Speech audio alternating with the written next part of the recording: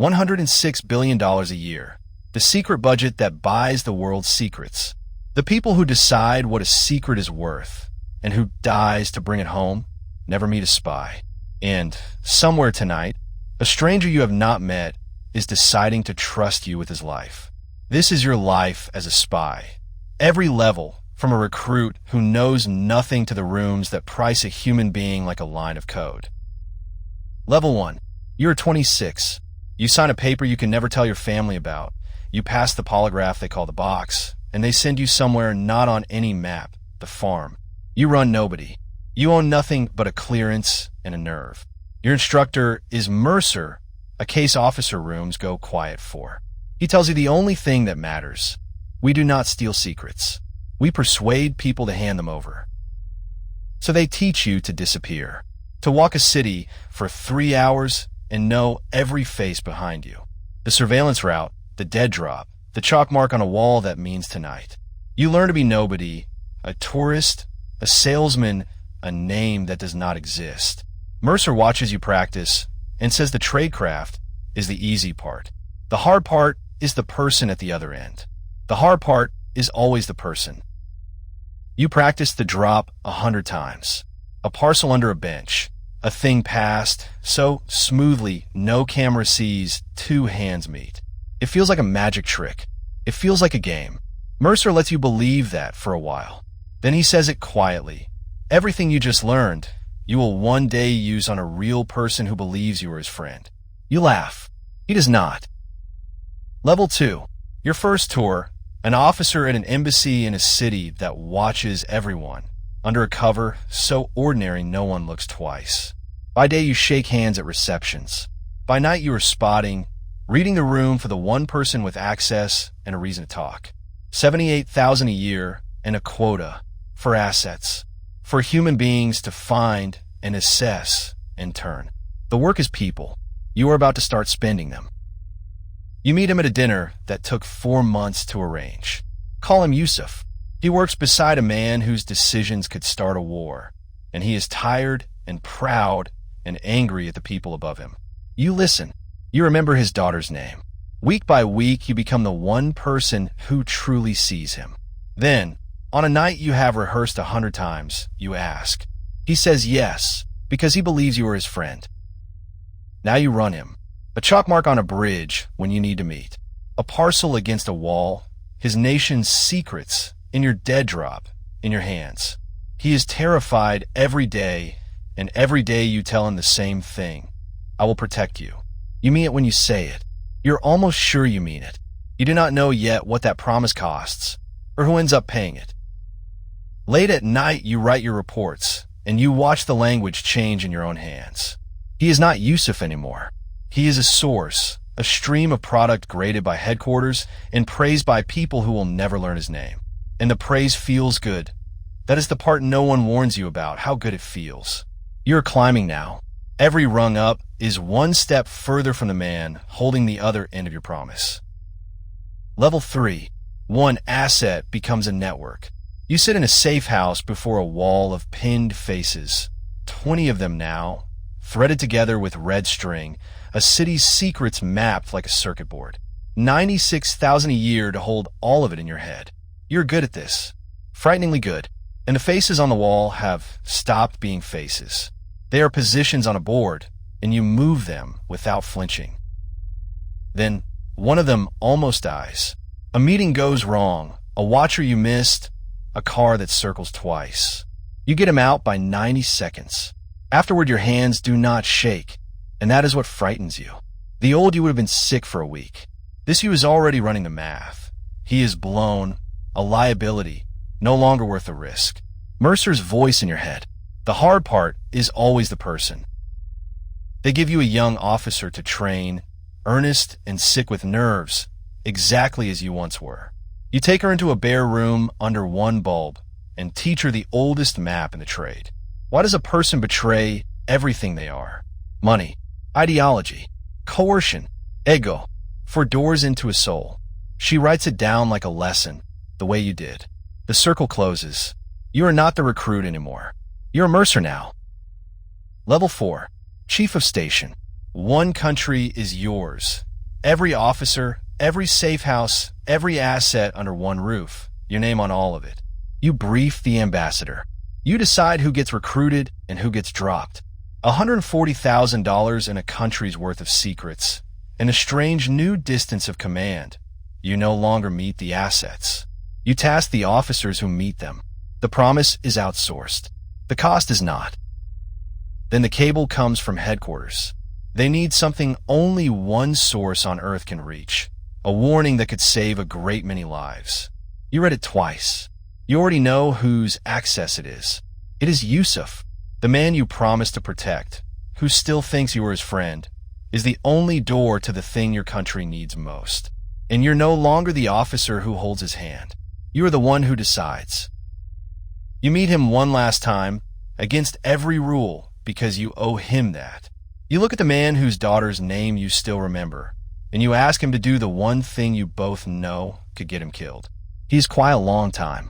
Then he says yes, because you are asking, and to him you are still the only person who ever saw him. He trusts you all the way to the end. That is the weapon. That is the cost.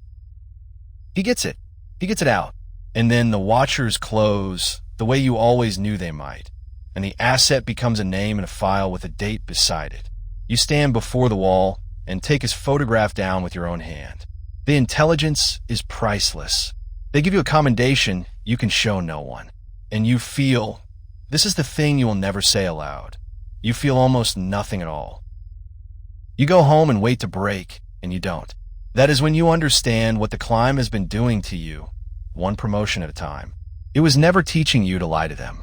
It was teaching you to lie to yourself, to call a person a source, a betrayal an operation, a death a result. The officer who teared up at his first recruitment is in there somewhere, very far down. You close that door yourself, deliberately. Level 5. They bring you home and hand you a region, a dozen countries, every station, every network on a single screen. Senior Intelligence Service, flag rank in the secret world. And here is the joke no one tells you. The pay barely moves. 190,000, near the ceiling, frozen there for life. You will never be rich. You command 1,000 officers and retire on a pension. The reward was never the money. The reward was the knowing. You task the young ones now, the way you were tasked. You sit at the head of the table and set the targets, and somewhere in a city you will never visit, an earnest officer is learning a stranger's daughter's name because you wrote one sentence in a cable. You spend people you never meet. It is cleaner from up here. No dinner, no chalk mark, no last meeting against the rules. Only the requirement and the result. Level 6. Director of Operations. Every clandestine officer on Earth, every covert program, every dead drop in every city. Yours. You do not run assets anymore. You allocate risk. A name on a list, a war you can nudge, a government that wakes tomorrow not knowing your hand was in its night. $200,000 and the entire hidden machinery of superpower. You are the most powerful person almost no one has heard of, and there is still a level above you. From your window, the world is a map of operations, and you move people across it the way you once moved a chalk mark on a bridge. The recruit on the farm, the dinner, the promise you meant. All of it is so far below it might as well be another man's memory. You traded him, knowingly, rung by rung, for this view. Power, you finally understand, is only ever distance from the asset, from the promise, from the cost. Level 7. Director. 21,000 officers answer to you. The 7th floor is yours. The secrets of the world cross your desk before anyone else's. And once a week you carry the best of them into a room you do not own, sit across from the president, and tell him what is true. You have reached the top of the agency. And for the first time you notice you are not at the top of anything at all. Because you do not decide. You inform. You bring them the secret your officers bled for, the one Yusuf died for years ago in a country you have not thought about in a long time. And you watch a politician weigh it against an election, against a donor, against the news. Sometimes they act. Sometimes they bury it. And people you will never know pay for the nothing. You spend a man for the truth. They decide if the truth is convenient. That is the night it lands. The thought you spent a whole career outrunning. You were never running the operation. You were the asset. Recruited young by a man rooms went quiet for.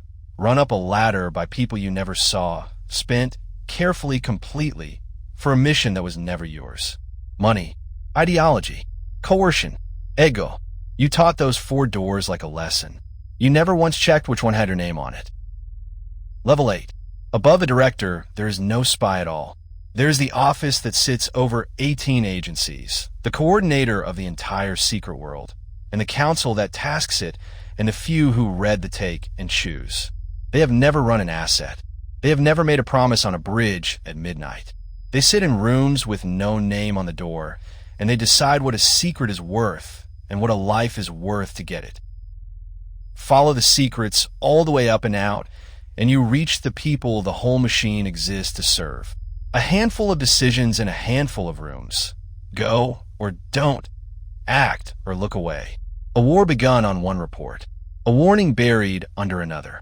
Every officer in every city, every Yusuf on every bridge, every promise meant and broken, runs upward into this. A few people weighing the world who will never feel the weight of one of them. $106 billion a year to know what others would hide. Trace it all the way down, and it is one unbroken line. From the rooms that price a secret, to the director who informs them, to the chief who spent the asset, to the officer who made the promise, to the recruit on the farm who thought it was about gadgets and disappearing. Nothing was lost on the climb. It was traded knowingly, one person at a time, for distance from the door. Somewhere this morning, a recruit is crossing a fenced field that is not on any map. 26. A clearance and a nerve and nothing else. An instructor rooms go quiet for is about to tell her the only thing that matters. We do not steal secrets. We persuade people to hand them over. She writes it down like a lesson. She does not know yet what it costs, or whose name is on the door, or that somewhere a stranger is already deciding to trust her with his life. The field opens for someone new.